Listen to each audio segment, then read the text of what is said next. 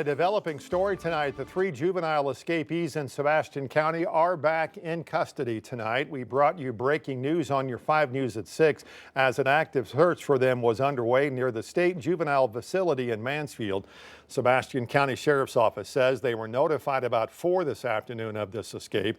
The department's canine, Goose, and his handler were able to track them down in an abandoned camper trailer about 2 miles from the juvenile facility. All 3 boys now in the Sebastian County Juvenile Detention Center in Fort Smith. New at 10, a Rogers man facing rape and trafficking charges accused of forcing a 12-year-old to have sex in exchange for marijuana vape pens. A probable cause affidavit alleges 18-year-old Sam Gilman met the minor through Snapchat. Investigators obtained conversations from the social app they say showed Gilman saying if they'd had sex, he'd give the 12-year-old a marijuana vape for free. According to jail records, Gilman is in the Benton County Jail tonight.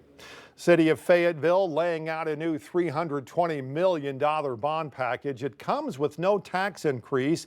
Mayor Molly Ron says most of that money would go toward infrastructure. Proposal sets aside the majority of funding for water, sewer, and transportation improvements.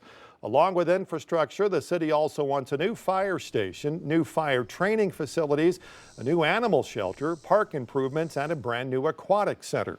Advocacy group Fayetteville Strong says the emphasis on infrastructure is overdue. I think the water and sewer really are the ones that everybody can see when you drive around and see water coming up out of the pavement. It's no secret that we're hurting in that system. City Council will talk over details in the coming months with a resolution expected sometime this fall. If approved, voters will decide on individual bond items in March of next year. Arkansas Governor Sarah Huckabee Sanders, meanwhile, changing the dates for the primary election in that vacant state Senate District 26 seat. Special primary election will take place next year on March 3rd, with a special runoff primary scheduled for March 31st. Now, the general election for all this is June 9th of next year. 3 Republican candidates have announced intentions to run: Mark Berry, Brad Simon, and Ted Tritt. No Democrat candidate has announced bids to run just yet. Special election is filling the seat, of course, of former State Senator Gary Stubblefield, who died on September 2nd.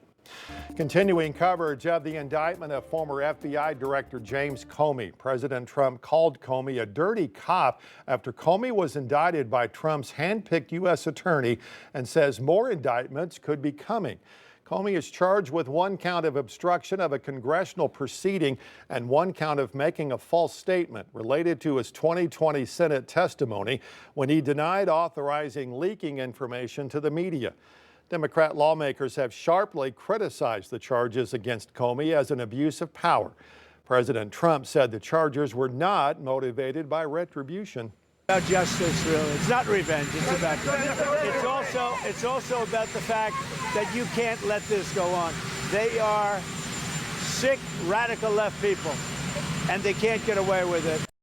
Former top prosecutor in the Eastern District of Virginia declined to prosecute Comey and was replaced by Trump's former personal attorney and White House aide, Lindsay Halligan, who secured that indictment. Trump administration's efforts to crack down on illegal immigration being applauded by many of the president's supporters, but facing pushback and criticism from others across the country. Protest in Iowa erupted after the superintendent of the state's largest school district was detained by federal agents today. DHS officials say Superintendent Ian Roberts was in the country illegally and had existing weapon possession charges. In New York City, another incident was caught on camera. An ICE agent appears to shove a woman into a wall and then push her to the ground in an immigration court.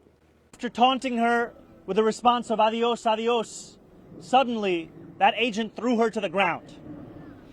The kids began to cry, traumatized by the sight of their mother being assaulted in a government building. And when she was released, she said, "In Ecuador, they beat us there too."